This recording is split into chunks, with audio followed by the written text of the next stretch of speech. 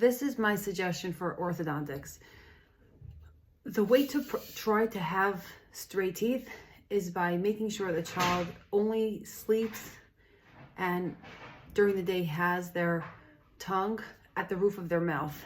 The tongue is a very strong organ, and if it's low and not by the upper palate, like on the roof of the mouth, then it could make it that the upper jaw doesn't develop normally and without enough space for the teeth and causes crowding. Breastfeeding is also very important. Also eating raw food that develop the jaw, like raw carrots. So my suggestion is prevention first. Once the child has crooked teeth, the last thing to do is traditional orthodontics. It's very backward. Pulling out teeth.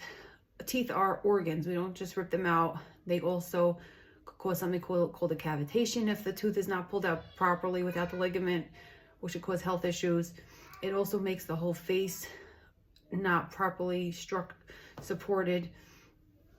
And there are documents of twins that their parents took the first twin for traditional orthodontics and they pulled out premolars, and then you see the second twin that they got this done without this, and they have totally different faces.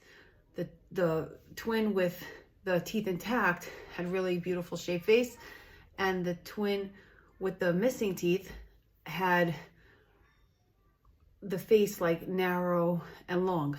So definitely don't want to pull any teeth when it comes to orthodontics. That's very much like 30 years ago way of doing things. We don't want to do any x-rays. X-rays cause ionizing radiation that do not necessarily make it that the cells bounce back to normal after the radiation is finishes passing through. And you don't want to cement anything to the teeth because then the enamel could get damaged. So that leaves us basically with something like Invisalign or Spark treatments that only need like a light scan, which is no radiation involved, and plastic trays, that the trays get changed out, let's say 20 trays in the treatment once every week or 10 days, where the person just pops in the plastic tray, wears it for 22 hours a day, and 2 hours a day for eating or whatever, they don't use it, and then they switch to another tray until the teeth straighten out.